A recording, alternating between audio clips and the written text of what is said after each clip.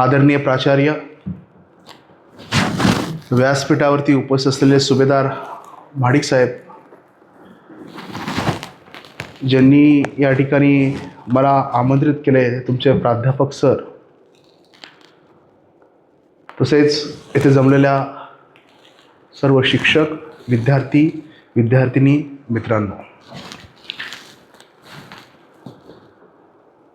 सरांनी सुरुवात केली. मला वाटलं आता सर थांबतात की नाही, कारण काय शिक्षकांना सहसा सवय असते 45 मिनटं झाल्याशिवाय किंवा 40 मिनटं झाल्याशिवाय थांबू नये. म्हटलं आता सर मला काही ठेवत नाही आणि मी आता इथं काही राहत नाही. पण सरांचं एक कौतुक आहे सर, म्हणजे फार कमी लोक आता राहिलेत की बोलणारी लोक फार कमी राहिलेत,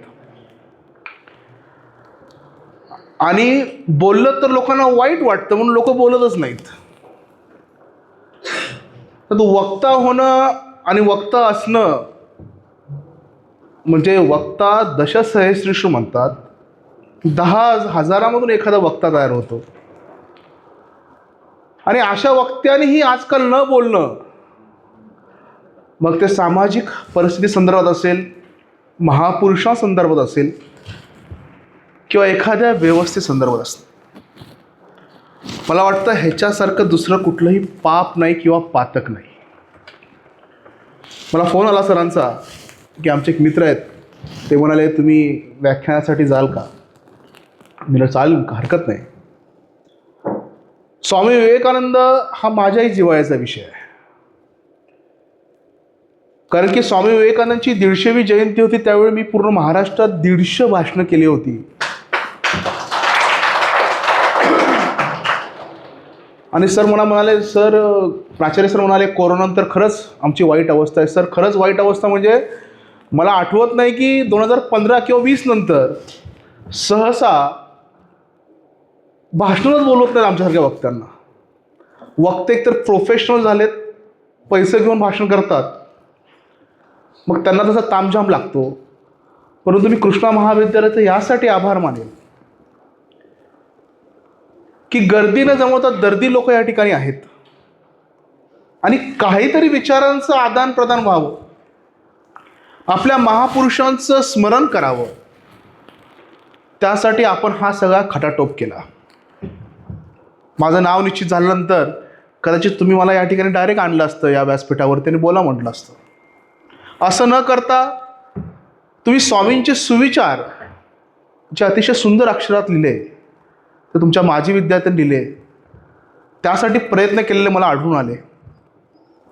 एंट्रीलाच त्या ठिकाणी तुम्ही माहिती लावली, माझी जाऊची असेल, स्वामी विवेकानंदाची असेल. इफोर्ट्स टाकले, इफोर्ट दिसत होते की आपल्याला ही जयंती साजरी करायची आहे. कारण आता सगळं कमर्शियल झालं आहे की जा लगेच फ्लेक्स प्रिंट करून आण आणि दिखावा कर, तामझाम कर, फोटो काढ आणि निघून जा.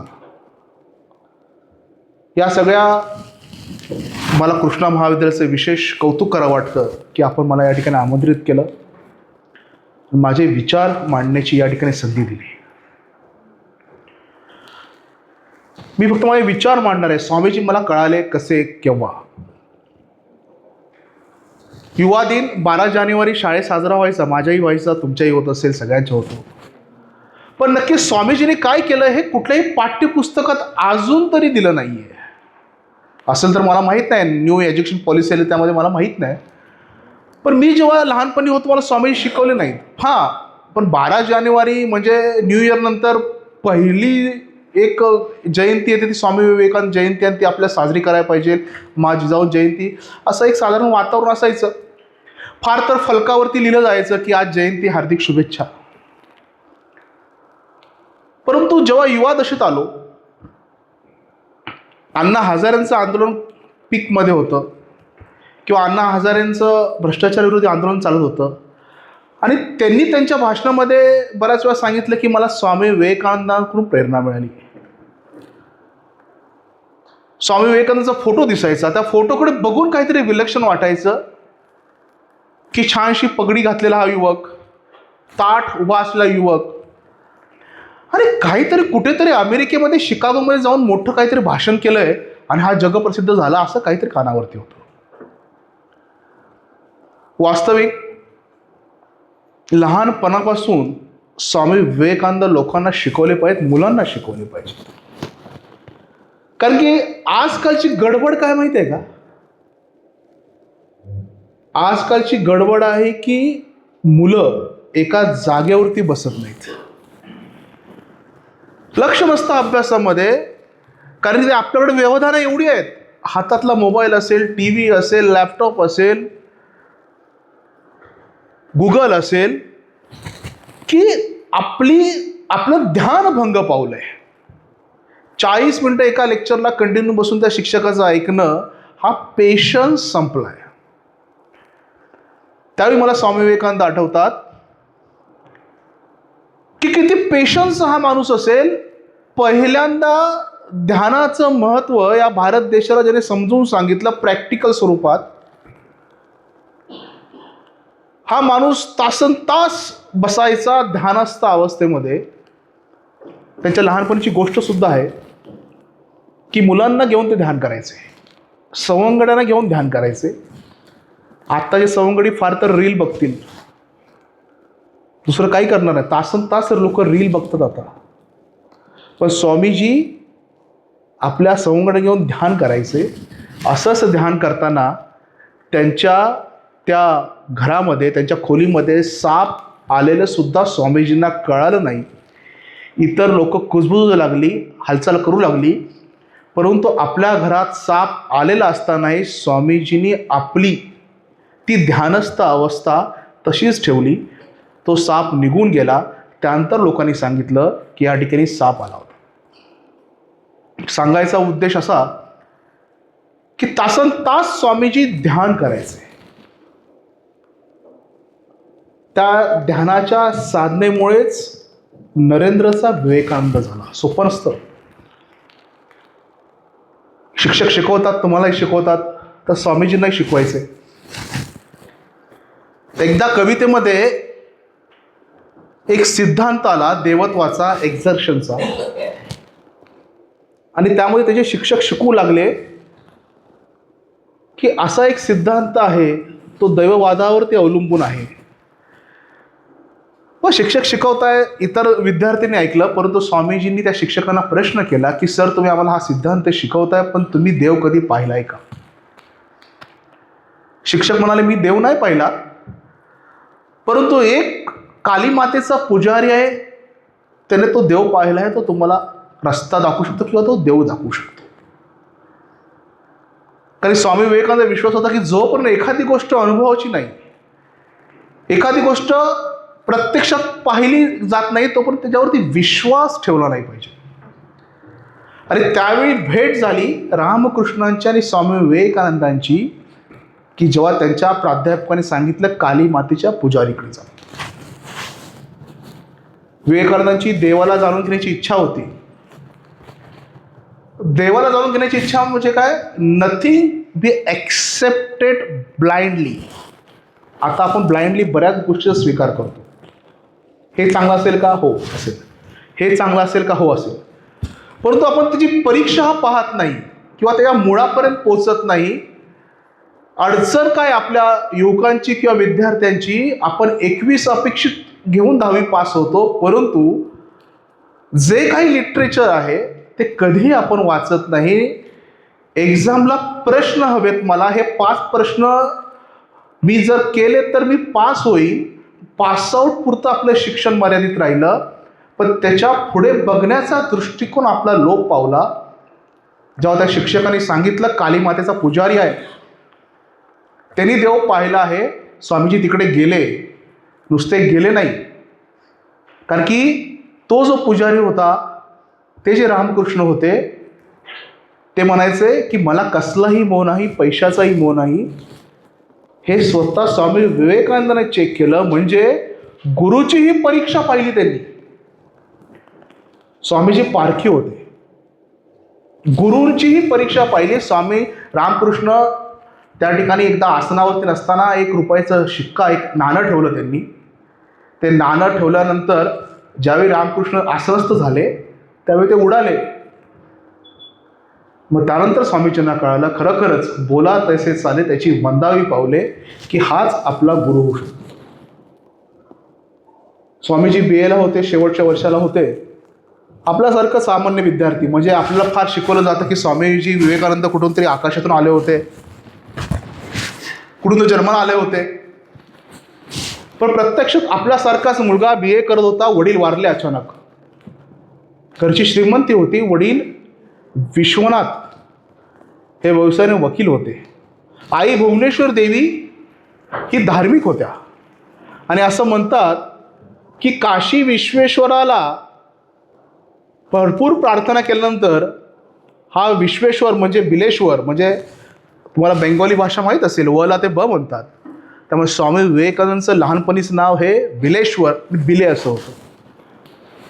भुवनेश्वर देवी आणि विश्वनाथचा हा पुत्र वडील वारल्यानंतर फार चिंतेत होते की भावंड होती, आई होती, सांभाळायचं कसं.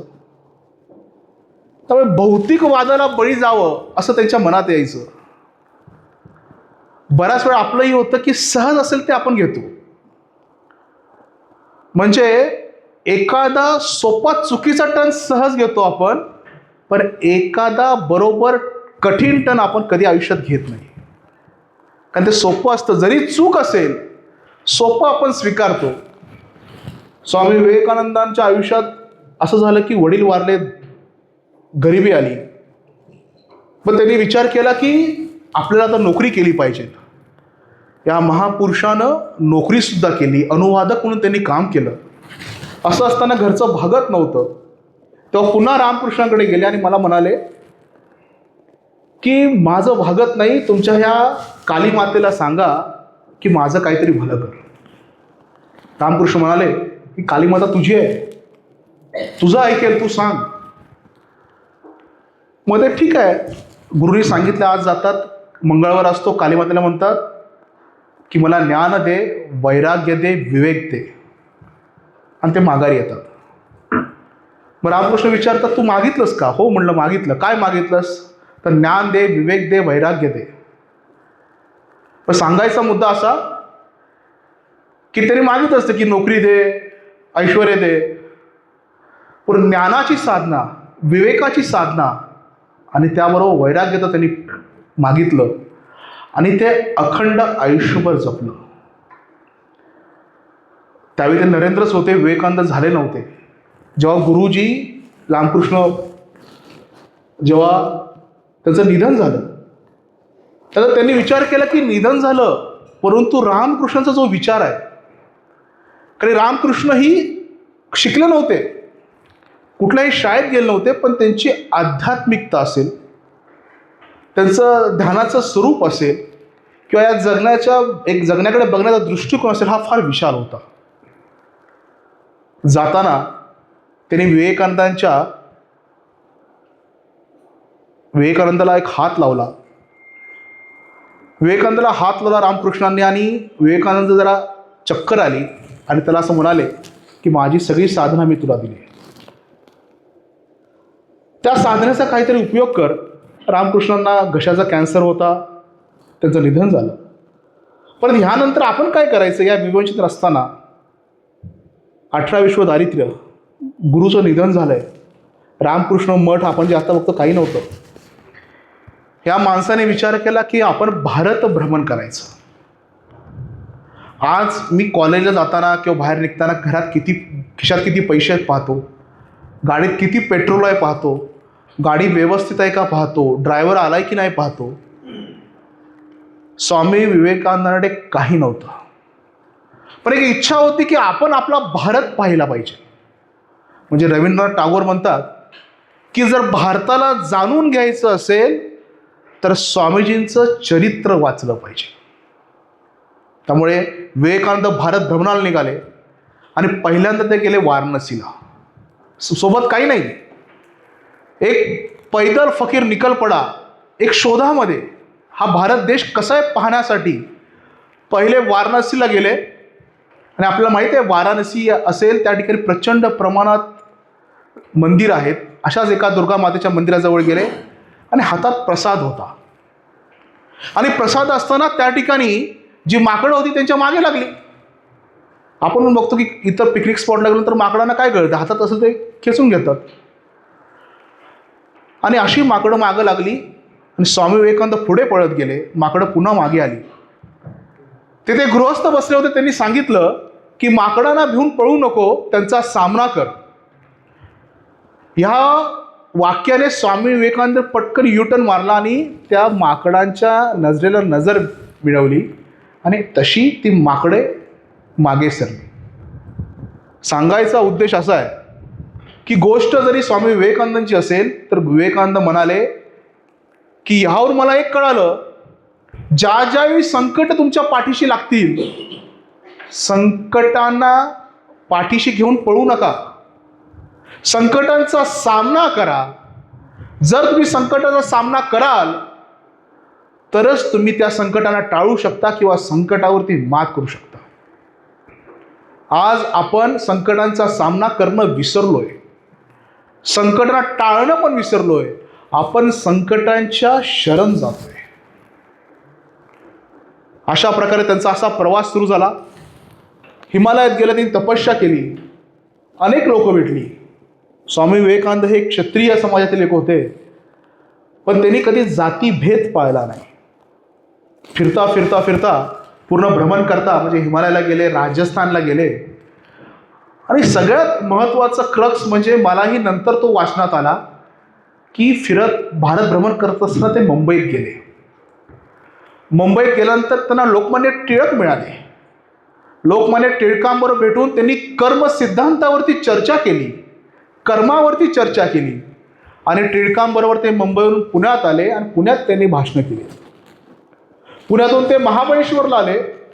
महाबळेश्वरला काही काळ त्यांनी आपलं जीवन व्यतीत केलं आणि त्यानंतर महाबळेश्वरून ते कोल्हापूरच्या दिशेने कूच केली.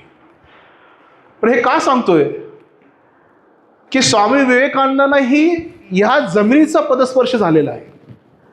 बऱ्याच पुस्तकामध्ये हे लिहिलं नाही की आपल्याला फक्त स्वामीजींचं राजस्थानचं खेतडीचे महाराज असतील, चेन्नईचे महाराज असतील, हा सर्व प्रपंच माहीत असेल. पण टिळकांना भेटले होते, गीतेच्या रहस्याबद्दल चर्चा झाली होती आणि कर्मयोगाबद्दल टिळकांबरोबर त्यांनी अतिशय उत्तम वादविवाद असेल, युक्तिवाद केला होता. आणि लोकमान्य टिळकांनी हे त्यांच्या पुस्तकात लिहून ठेवलेलं आहे. जेव्हा मी म्हणलं की महाबळेश्वरून ते कोल्हापूरला गेले, तर ह्याच रस्त्याने ते गेले असतील अशी दाट शक्यता आहे. म्हणजे स्वामी विवेकानंदांचे पाय आपल्या या सातारा भूमी असेल, सांगली भूमी असेल, या भूमीला सुद्धा लागलेले. पुढे ते कोल्हापूरमध्ये शाहू महाराजांना भेटले.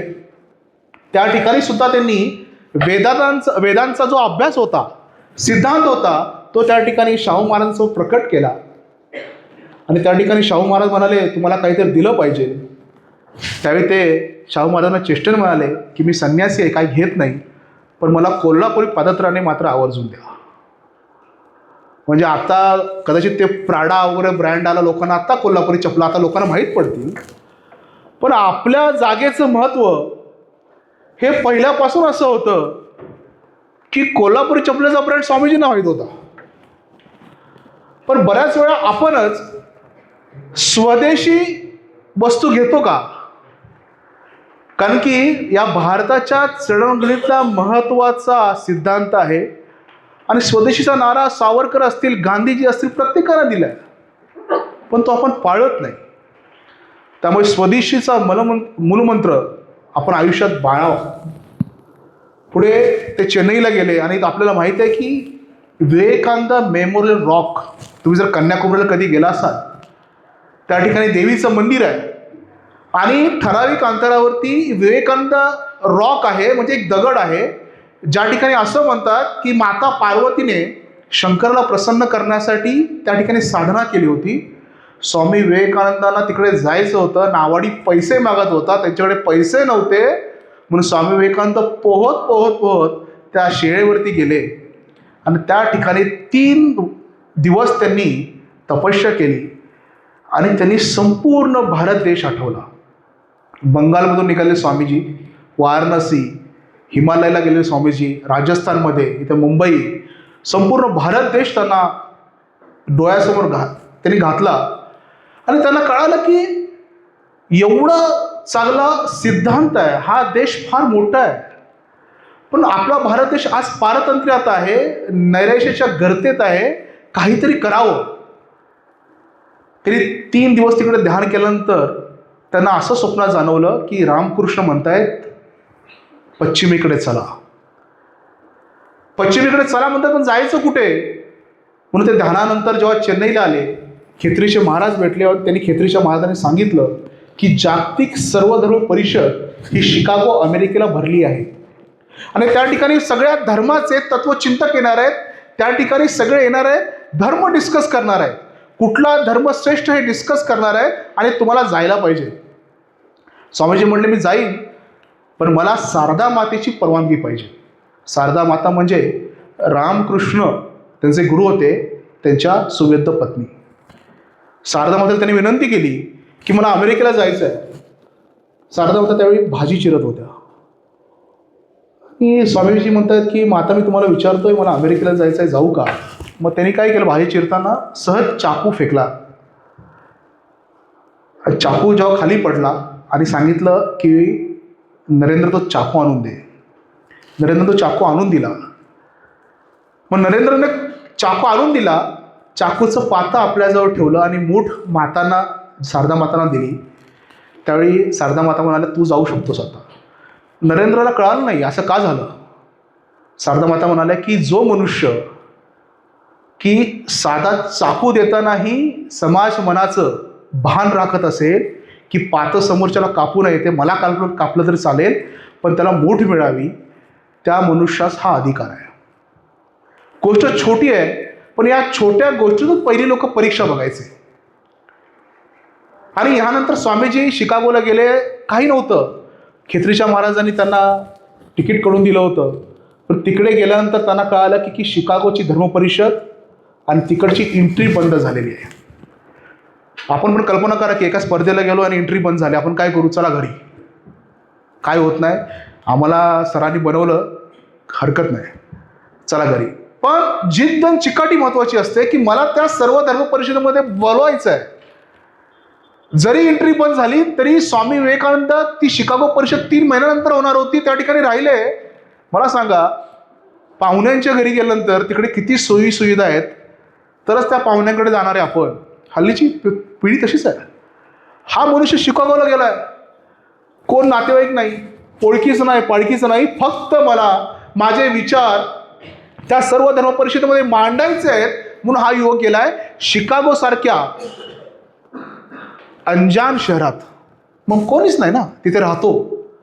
पहिला दिवस त्यांनी रेल्वेच्या डब्यामध्ये घालवला. दुसरा दिवस ते रस्त्याने फिरत असताना एक लेडी हेल म्हणून तिकडची एक महिला होती, तिने सांगितले की तुम्ही संन्यासी दिसतायत. मग तिने परिचय दिला आणि परिचय दिल्यानंतर स्वामीजींनी सांगितलं की मी सर्वधर्म परिषदेला आलोय, पण एंट्री बंद झाली. आणि त्या हेल मॅडमनी प्रोफेसर राईट यांचा पत्ता दिला आणि प्रोफेसर राईटला ते भेटायला गेले. हा सगळा प्रवास त्यांचा झालेला आहे, तो त्यांनी त्यांच्या चरित्रामध्ये वर्णन केलेलं आहे की गाठीशी रुपये नव्हते, पैसे नव्हते, पण जिद्द. म्हणजे मी त्यानंतर सरांनी मला सांगितलं की या ठिकाणी मराठवाडीची मुलं असतील, बीडची मुलं असतील, या ठिकाणी यायची, तिकिटाचे पैसे नसायचे तरी यायची, या ठिकाणी शिक्षण घ्यायची, दिवाळीलाही माघारी जायची नाहीत, कुठून तरी पैसे घेऊन जायची. पण या ठिकाणी आज शिकली ते अधिकारी आहेत आज मंत्रालयामध्ये. मुलांना जिद्द असेल ना, आपण काही करू शकतो. शिकागोमध्ये स्वामी विवेकानंद राहिले, त्या हेल मॅडमकडून प्रोफेसर राईटचा पत्ता घेतला, राईटना भेटले, फक्त बुद्धीच्या जोरावरती. डॉक्टर बाबासाहेब आंबेडकर असतील, कुठलेही महापुरुष घ्या, ज्याची बुद्धी तल्लक, त्याला संपूर्ण जग वंदन करतं. प्रोफेसर राईट बरोबर चर्चा चालू असताना प्रोफेसर राईटला जाणवलं की हा गृहस्थ साधा नाही आहे, प्रचंड बुद्धिमत्तेचा गृहस्थ आहे, ह्याने सर्व धर्म परिषदेमध्ये सहभाग घेतलाच पाहिजे. मग त्यांनी पत्र दिलं आयोजकांना की तुमच्याकडे आलेले सर्व प्रतिनिधीपैकी हा प्रतिनिधी उजवा आहे आणि सूर्याला तेज दाखवणारा हा प्रतिनिधी आहे, तुम्ही याला प्रवेश द्या. त्या प्रोफेसरचं पत्र घेतलं. स्वामीजी गेले शिकागोला. स्वाभाविक 7,000पेक्षा जास्त वक्ते होते. धर्मपरिषद सुरू झाली. मोठे मोठे वक्ते, कसलेले वक्ते बोलतायत, आपला धर्म मांडतायत. यहुदी असतील, बौद्ध असतील, सगळे आपला धर्म मांडतायत. स्वामी विवेकानंद घाबरत होते की कसं बोलायचं, काय बोलायचं. पहिल्यांदाच बोलतात ना जाहीर व्याख्यानात. त्यामुळे बोलत असताना स्वामीजी म्हणायचे प्रत्येक वेळी की मला संधी द्या. मग आयोजकाने शेवटी सांगितलं की सगळे वक्ते झालेत, आता तुम्हीच बोलायचं बाकी आहे, तुम्हाला बोलावं लागेल. मनात स्मरण केलं गुरूंचं आणि विवेकानंद उभे राहिले. माझ्या अमेरिकन भगिनींनो आणि बंधूंनो, एवढे शब्द उच्चारले, अक्षरशः त्या संपूर्ण हॉलमध्ये टाळ्यांचा कडकडाट झाला. मी जेव्हा वाचलं तर मला विशेष वाटलं. टाळ्यांचा कडकडाट होण्यासारखं काय आहे? प्रत्येक जण म्हणलं असेल ना American brothers and sisters, sisters and brother. मग ह्यांच्याच वेळी टाळ्यांचा कडकडाट का? म्हणजे हा एक माझ्या शोधेचा विषय होता. मग नंतर मला कळालं की बोलण्यापेक्षा कोण बोलतंय हे महत्वाचं असतं. सगळ्यांनी म्हटले असतील, पण बोलणारा तेवढाच पवित्र होता, बोलणारा तेवढाच ध्यानस्थ होता, बोलणारा तो ऋषी होता, तो बोलणारा संत होता, त्याच्यामुळे त्या शब्दाला वेटेज आलं होतं. बोलतो ना आपण, मुलं सगळ्यांचंच ऐकत नाही, ठराविक लोकांचंच ऐकतात. ज्याच्या बोलण्यामध्ये मर्म असतो त्याचंच लोक ऐकतात. म्हणजे महात्मा गांधींची एक गोष्ट आहे या संदर्भात की एक आई आपल्या मुलाला घेऊन महात्मा गांधींकडे आली की गांधीजी, माझा मुलगा साखर फार खातो, त्याला सांगा साखर सोड म्हणून. गांधीजी म्हणा ठीक आहे मी सांगतो, पण एक काम करा 7 दिवसानंतर या, आता येऊ नका. तो म्हणा ठीक आहे. आई म्हणजे ठीक आहे मी 7 दिवसानंतर घेऊन येईन त्याला. मग आई येते 7 दिवसानंतर, गांधीजींना जाते, गांधीजी तुम्ही 7 दिवसानंतर बोलवलं होतं ना, आम्ही आलो आता. हा साखर जास्त खातो, ह्याला तुम्ही सांगा की साखर खाऊ नको, साखर खाणं वाईट असतं. गांधीजी म्हणतात बेटा साखर खाऊ नको, साखर वाईट असतं. आणि मातेला म्हणतात तू जा आता, मी त्याला सांगितलंय तो खाणार नाही.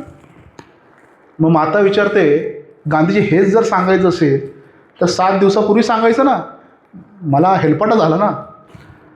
गांधीजी त्यावेळी म्हणतात की 7 दिवसापूर्वी जेव्हा तो आली होती तेव्हा मीच जास्त साखर खात होतो. आधी मी माझी साखर कमी केली, माझी साखर बंद केली, नंतर मी त्या अधिकारवानी त्याला सांगू शकलो की बाबा साखर खाणं वाईट आहे, तू खाऊ नकोस. कारण की एखादी कृती आपण करायची आणि दुसऱ्याला सांगायची करू नको, तर दुसरा कसा ऐकलो? आजही घरात तेच होतं ना. आई म्हणते मोबाईल बघू नको, बाबा म्हणतात मोबाईल बघू नको. मग आपण म्हणतो बाबा तूच मोबाईल बघतो रे, आईच मोबाईल बघते रे, आईच रील बघत असते, मग आम्हाला कसं सांगायचं? कुटुंब प्रबोधनाची फार मोठी गरज या समाज व्यवस्थेला राहिली आहे का? संवाद तुटलाय. प्रत्येक वडील म्हणतात, आई म्हणते मुलगा आमचं ऐकत नाही. पण मला वाटतं की आपल्या कृतीतून एखादी गोष्ट दर्शवली तर मुलं ऐकतात. मी एका कुटुंब प्रबोधनाच्या कार्यक्रमाला गेलो होतो. त्यांनी सांगितलं की ह्यावरती एक उत्तम उपाय आहे, घरामध्ये मोबाईल पार्किंग करायचं. आपण गाडी पार्क करतो, स्कूटर पार्क करतो, एक बॉक्स बनवा. आता प्रत्येकाकडे ॲमेझॉन वगैरे बरंच पार्सल येतात, एखादा बॉक्स असतो, तो घरातला कुठलाही बॉक्स घ्या, त्यावरती लिहायचं मोबाईल पार्किंग. 1-2 घरातले 2 किंवा 3 तास किंवा जेवणाच्या वेळीची आपण काही तास निवडायचे.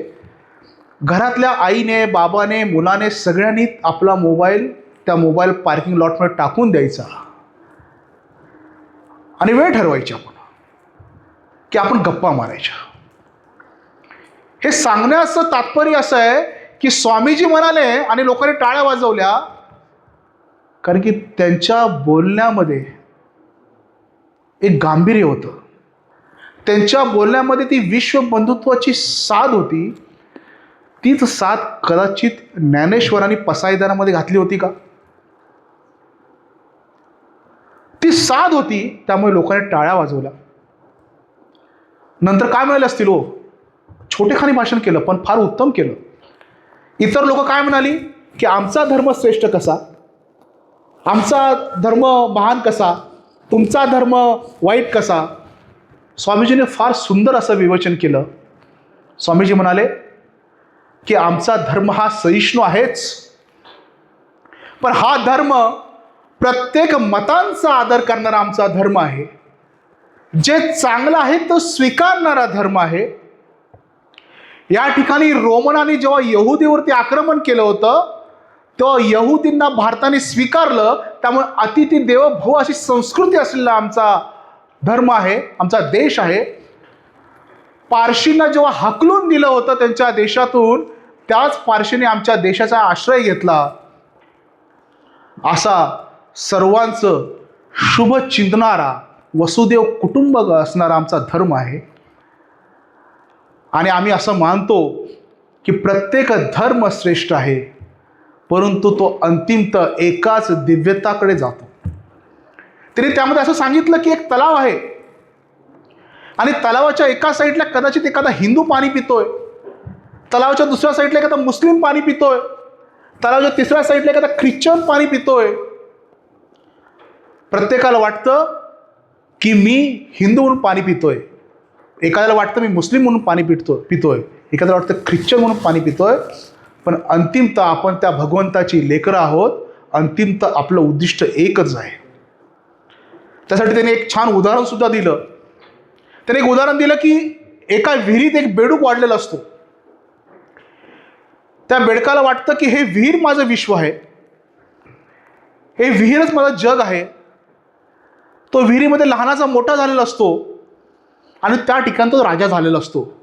विहीर एकदम त्याने स्वच्छ ठेवलेली असते, विहीर असते ती, तिचा घेर छोटा असतो. अचानकपणे एके दिवशी त्या विहिरीमध्ये एक समुद्राचा बेडूक पडतो आणि त्या समुद्राचा बेडूक पाहून तो विहिरीचा बेडूक म्हणतो, काय रे कसा आहेस तू? तो म्हणतो मी बरा आहे. तो म्हणतो पण तू इथे आला कसा? तो म्हटलं आलो चुकून या ठिकाणी. बर बोल, माझं राज्य तुला कसं वाटलं? म्हणजे विहिरीतला बेडूक म्हणतो समुद्राच्या बेडकाला, माझं राज्य तुला कसं वाटलं? तर म्हणतो हे काय राज्य आहे का? अहो आम्ही समुद्रातली बेडकं आहोत, आमचं राज्य फार मोठं आहे. तो येडायस का म्हणले? या विहिरीपेक्षा मोठं काहीच असू शकत नाही.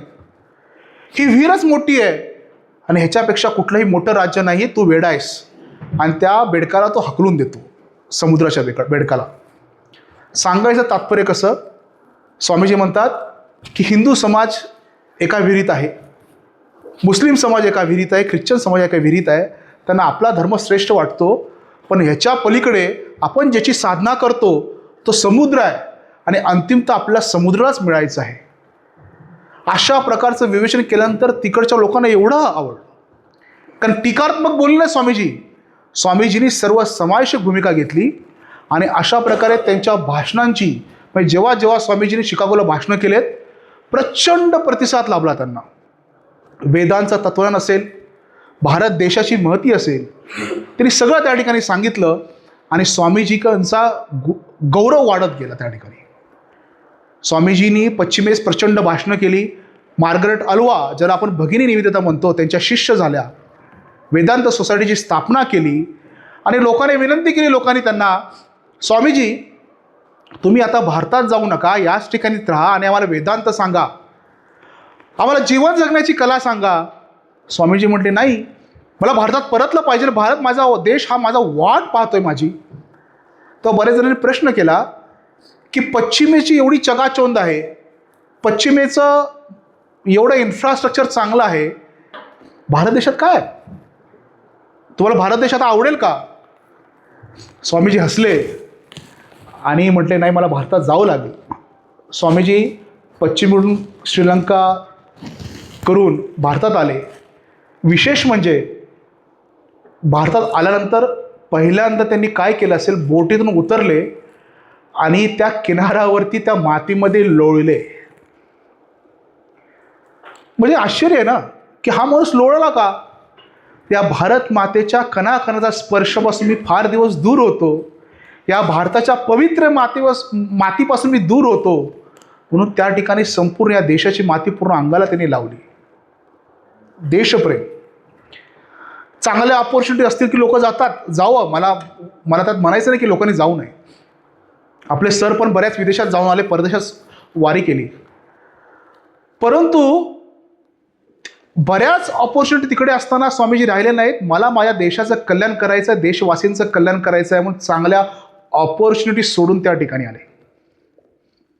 कारण त्यांना कळालं की माझा देश आज रंजला आहे, गांजला आहे, पारतंत्र्यात आहे, त्याला दिशा दाखवली पाहिजे. त्यामुळे स्वामीजी परत आले आणि त्यांनी रामकृष्ण मठाची स्थापना केली. आज रामकृष्ण मठ किंवा रामकृष्ण मिशन असेल, फार उत्तमरित्या काम करतं. संपूर्ण देशामध्ये त्यांच्या शाखा आहेत. तुम्ही कधी जा, पुण्यामध्ये आहेत, सांगलीमध्ये आहेत. अतिशय सुंदर त्यांनी रामकृष्ण मठाची स्थापना केली. पुस्तक आहे. पण त्यांनी हे एक सांगितलं की उपाशी पोटी कोणालाही धर्म सांगू नका. सेवा परमोधर्म. म्हणजे जेव्हा प्लेगची साथ आली तेव्हा स्वामीजी स्वतःहून पश्चिम बंगालमध्ये त्या कार्यामध्ये उतरले. स्वामीजी म्हणले की वेदांत सांगू नका लोकांना, त्यांना पहिलं भुकेलेला अन्न द्या.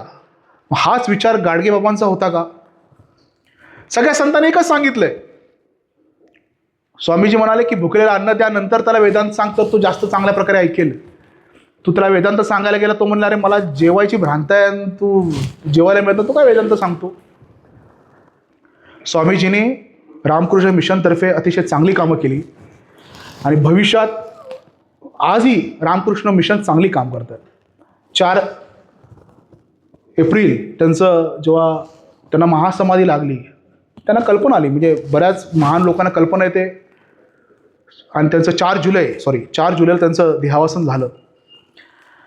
सांगायचा विषय की पश्चिम बंगालमध्ये तुमच्या आमच्यासारखा एक जन्मलेला एक साधा युवक, ज्याचं नाव नरेंद्र होतं, तो विवेकानंद म्हणतो, शिकागोला जातो, माघारी येतो, रामकृष्ण मिशनसारखं एक चांगलं काम करतो. 153 वर्ष झाली, आजही आपण त्याचं स्मरण करतो. हे काय कारण याचं? कुछ तो बात होगी की हस्ती मिटती नाही, असं मला कायम वाटतं. आज ध्यानस्थ बसणारे विवेकानंद, या देशाला मार्गदर्शन करणारे विवेकानंद, आणि सर्वात महत्त्वाचं म्हणजे युवकांचा संदेश म्हणून त्यांचं एक चांगलं पुस्तक आहे, प्रत्येकाने वाचावं असं मला वाटतं. की ते म्हणतात की आपण सगळे अमृताचे पुत्र आहोत, अमृतस्य पुत्र, आपण सगळे सिंह आहोत. आपल्याला भय किंवा आपला कुठलाही लवलेश आपल्या पुढे येऊ शकत नाही. का? कारण की आपले पूर्वज हे फार महान होते. तुम्ही कमजोर नाही आहेत. उत्तिष्ठ जागृत प्राप्यवरांनी बोधित, उठा जागे व्हा, जोपर्यंत ध्येय प्राप्त होत नाही तुम्ही थांबू नका, अशी शिकवण विवेकानंदांनी दिली. विवेकानंद म्हणायचे आजचा युवक कसा असावा? आशिष्ट, दृढिष्ट, बलिष्ठ. तो आशावादी पाहिजे, त्याला भविष्य व्यथा पाहिजे, तो भविष्यात मला काय करायचं त्याला स्पष्ट पाहिजे. आजकालच्या मुलांना विचारलं की काय करायचं आहे, काय नाही, एक नोकरी पाहिजे चांगली, 4 चाकी गाडी पाहिजे, संपला विषय. आपला आशावाद फक्त 4 चाकी गाडी, नोकरी, एक चांगला बंगला इथं पुरे मर्यादित आहे का?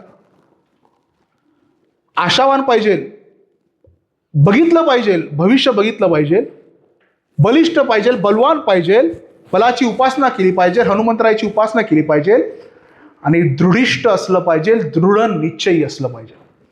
आपला निश्चय दृढ नसतोच. मला जर विवोचा तो आता आला की एक्सप्रो फोन दिला तरच मी कॉलेजला जाणार, अशी आपली युवा पिढी झाली का? मला जर हे मिळालं ना तरच ते मी करणार, नाही तर ते होणार नाही. मला हे मिळालं नाही ना म्हणून मी ते केलं नाही, नाहीतर मी ते केलं असतं.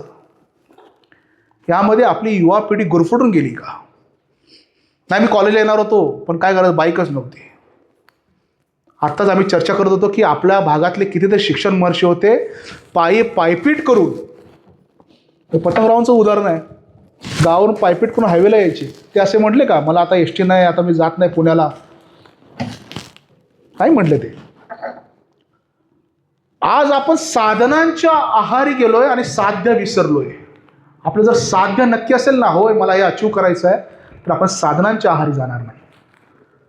तर विवेकानंदांनी एक सिंह गर्जना केली होती शिकागोला या हिंदू संस्कृतीबद्दल, भारतीय संस्कृतीबद्दल, युवकांबद्दल, की आजचा युवक हा अतिशय म्हणजे म्हणतात ना, त्यांनी सांगितलं होतं, गिव्ह मी 100 नचिकेता, आय शाल चेंज द वर्ल्ड. नचिकेतेसमोर 100 युवक द्या की मी हे विश्व बदलेन. आणि ते असेही म्हणाले होते, या भारत देशामध्ये tailor not make personality, the character make personality. चांगले कपडे घातले मग माणूस मोठा होत नसतो. तुम्ही चांगले किती कपडे घाला, पण तुझं जर कॅरेक्टर खराब असेल ना, तर त्याला शून्य किंमत आहे.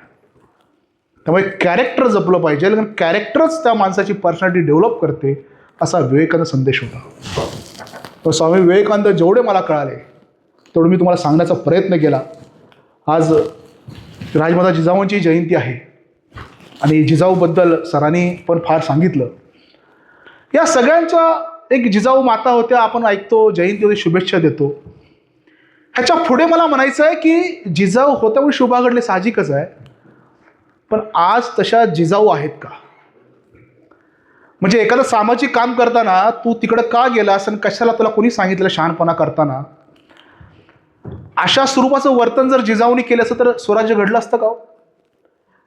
आपल्या गावामध्ये मी थोडा वेगळ्या परपक्ष म्हणजे वेगळ्या पर्स्पेक्टिव्हने हे मांडेन की आपल्या गावामध्ये एखादं वाईट कृत्य होत घडतंय, माझ्यासमोर एखादं वाईट कृत्य घडतंय आणि त्याला पायबंद जर मी घातला नाही तर हा देश कधीच महासत्ता होणार नाही. म्हणजे अब्दुल कलाम डॉक्टर एपीजे अब्दुल कलाम बोलून गेले की 2020 साली हा देश महासत्ता होईल. नाही झाला आणि याला कारणीभूत आपण सगळे आहोत. नरेंद्र मोदी म्हणतात आता विकसित भारत 2047 होईल. जर आपण काही केलं नाही ना, मग मोदी बोलू देईल, नाहीतर अब्दुल कलाम बोलू देईल, महासत्ता होत नाही. आपण आपलं अस्तित्व विसरलोय. जेव्हा ती पार पुण्याच्या हृदयात त्या खानाने रोवली होती, जर ती पार जर जिजाऊ मातेने काढली नसती तर त्या पुणेकरांना बळ आलं नसतं आणि आजचं पुणे वसलं नसतं. कुणीतरी पुढं यावं लागतं, कुणीतरी गाडून घ्यावं लागतं. आपण सगळी शेतकऱ्यांची मुलं आहोत. या मातीत कुठला तरी दाण्यानं गाडून घ्यावं लागतं, त्या दाण्याला योग्य वातावरण मिळावं लागतं आणि त्या दाण्याला जर योग्य वातावरण मिळालं त्यानंतर एखादं मक्याचं कणीस बनतं आणि त्याला हजारो दाणे लागतात. पण आजचा प्रश्न असा की गाडून कोणी घ्यायचं आणि मीच का गाडून घेऊ? शिवाजी जन्माला यावं दुसऱ्यांच्या घरात, माझ्या घरात नकोच. अरे हे झालं काय, हा मग त्याला सांगतो करतो. मला वाटतं की आपण थोडं स्वची ओळख केली पाहिजे. सुशिक्षित आहोत. पहिल्या लोकांचं ठीक आहे, पत्र लिहायला येत नव्हतं. आजकाल आपण मेल करू शकतो, ट्विट करू शकतो, व्हॉट्सअप करू शकतो. एखादा गैरप्रकार सुरू असेल, एखादा भ्रष्टाचाराचं प्रकरण सुरू असेल, आपण नाव जाऊ दे माझं काय. ती लढाई जोपर्यंत माझ्या दाराशी येत नाही तोपर्यंत आपण लढत नाही. काय गरज होती शिवाजी महाराजांना? सरदाराचा सुपुत्र होता, मस्तपैकी जगला असता, राहिला असता, काय गरज होती हो? पण त्यांना स्वराज्य घडवायचं होतं, रयतेचं राज्य घडवायचं होतं आणि श्रींची इच्छा होती ते कायम बोलून दाखवायचं. त्यामुळे आपण सगळे जाणते आहोत, शिवाजी महाराजांचा वारसा चालवायचा असेल तर फक्त छत्रपती शिवाजी महाराज की जय बोलून होणार नाही. शिवाजी म्हणून प्रत्येकाला जगावं लागेल. शिवाजी महाराज गाडीवरती लिहिण्याची वस्तू नाही आहे. शिवाजी महाराज डोक्यात ठेवून लढण्याची वस्तू आहे. आपण म्हणतो ना, खरंच टिळा लावतो, मलाही आवडतं टिळा लावतो, छत्रपती शिवाजी महाराज की जय. पण छत्रपती शिवाजी महाराज की जय बोलताना तोंडात जर गुटखा असेल तर कसा होतो जय आमचे महाराज स्वीकार करणार? छत्रपती शिवाजी महाराज की जय बोलतो, शिवजयंती झाली आणि पान टपरीवर जाऊन जर कश मारत असेल 2, तर शिवाजी महाराजांना तो जय कबूल असेल का?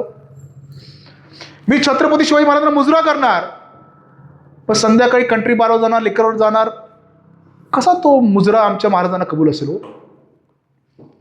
त्यामुळे ह्या गोष्टींची खऱ्या अर्थाने गरज आहे. छत्रपतींना आपण आदर्श मानूया, मानलाच पाहिजे. पण आपलं वर्तन तसं आहे का छत्रपतींना अभिप्रेत?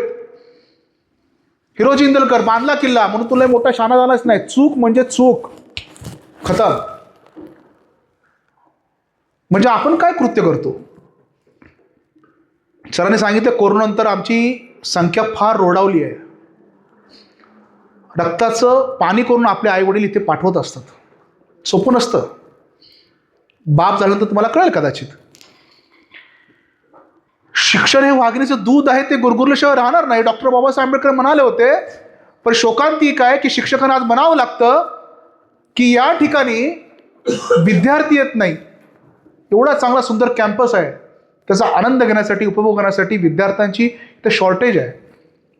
एक काळ होता की त्यावेळेचे विद्यार्थी स्वतः दगडं घेऊन, कौलं घेऊन त्यांनी शाळा बांधल्या, त्यात शिक्षण घेतलं. आताचा काळ आहे, एवढं चांगलं इन्फ्रास्ट्रक्चर पण आपण येत नाही. का छत्रपतींना हे आवडेल का? तुम्ही बंक मारलेल्या, दांड्या मारलेल्या. चित्रपट चांगला लागला तर आपण धुरंधर चित्रपट लागला, चल रे मित्रा मायावर चल, घेऊन जातो मित्रांना, घरच्यांना पण घेऊन जातो. का आज माझी मैत्रीण माझ्या कॉलेजला आज का नाही आली, तिला आपण का विचारत नाही? कॉलेजला पटसंख्या का वाढवण्यासाठी आपण प्रयत्न करत नाही? हे फक्त शिक्षकांचं काम आहे का? मला वाटतं शिक्षणासारखं टूल नाहीये. त्यामुळे आगामी काळात जर जिजाऊंचं स्मरण करायचं असेल ना, जिजाऊंनी जर रामायण महाभारताच्या कथा जर शिवाजी महाराजांना शिकवल्या नसत्या, ते धडे गिरवले नसते, तर छत्रपती घडले नसते. आणि तुम्ही पण या कॉलेजमध्ये जर ॲडमिशन घेऊन जर शिकत नसाल तर काय दिवे लावणार आहे? टफ कॉम्पिटिशन आगामी काळात, फार टफ कॉम्पिटिशन आहे. तुम्हाला जर एखादी गोष्ट येत नसेल ना, गेट आउट होईल, वॉशआउट होऊन जाल तुम्ही आयुष्यातून. आज ग्रामीण भागात मी जिथे राहतो वांगीमध्ये BSc आहे, MSc ॲग्री झाला आहे, जॉब नाही आहे. इंजिनियर आहेत, आज प्लेसमेंट नाही आली, शेती करतोय, शिकून काय फायदा? प्रयत्न नाही केला का आपण प्लेसमेंट मिळावं, चांगलं ज्ञान अर्जित करावं? मला वाटतं जिजाऊनं जर स्मरण करायचं असेल तर विदर्भातली लेक मराठवाड्यात आली नांदण्यासाठी आणि तिने पश्चिम महाराष्ट्र वसवला. त्यामुळे जिजाऊचं स्मरण करायचं असेल तर आपण जिजाऊच्या लेखी असू, जिजाऊंना राजमाता मानत असू, तर त्यांचा शैक्षणिक वसा आपण गिरवावा. आगामी काळात ह्या महापुरुषाचं स्मरण करावं. नुसतं स्मरण करावं ना, त्याचं आत्मसात करावं. फार मोठ्या प्रमाणात लिटरेचर राजमाता जिजाऊ असतील, स्वामी विवेकानंदप्रती उपलब्ध आहे. आणि मला एक खंत आहे, परवा मी साहित्य संमेलनात सर गेलो होतो, तिथं मी एक लेक्चर पाहिलं. काय लेक्चर होतं की साहित्यामध्ये ग्रामीण जीवनाचे वास्तववादी दर्शन होत नाही. ही लेखकांची खंत आहे का? आपल्याच पूर्वजांनी या ठिकाणी लेखणी उचलली ना. अण्णाभाऊ साठे आपलेच होते ना इकडचे. काय शिकले होते अण्णाभाऊ साठे? आपण लिहित नाही. आज मला सांगा ना, किती आपल्या भागातले लोकांचे कविता संग्रह पब्लिश होतात, किती पुस्तकं पब्लिश होतात. आम्हाला आमची शाळेतली पुस्तकं, कॉलेजची पुस्तकं वाचायला कंटाळा येतो, तर आम्ही सर लिहू कधी आणि वाचू कधी? थांबला तो संपला, काळ मागे राहिला. जर तुम्ही वाचला नाही तर फार अवघड आहे. तर जगायचं असेल, वाचायचं असेल तर वाचलं पाहिजे. मला वाटतं की मला दिलेला पुरेसा वेळ आणि मी सत्कारी लावला असेल आणि वेळेचं नियोजन करून तुम्ही जो हा कार्यक्रम आयोजित केला, मला बोलण्याची संधी दिली आणि मला मनापासून तुमच्याशी बोलता आलं, संवाद साधता आला आणि तुम्ही शांत चित्ताने ऐकून घेतलं.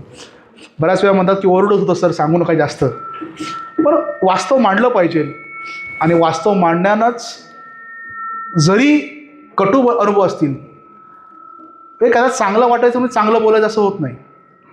परंतु हा भारत देश आगामी काळात सुपर पॉवर होणार आहे. हा देश पुढे जाणार आहे. फक्त त्या विकसित भारतच्या ट्रेनमध्ये तुम्ही बसायचं की नाही, हा संकल्प तुम्ही करायचा आहे. या देशाला प्रगतीपथावरती जाण्यापासून कोणी रोखू शकत नाही. फक्त माझं योगदान त्यामध्ये काय आहे हे तुम्ही ओळखा.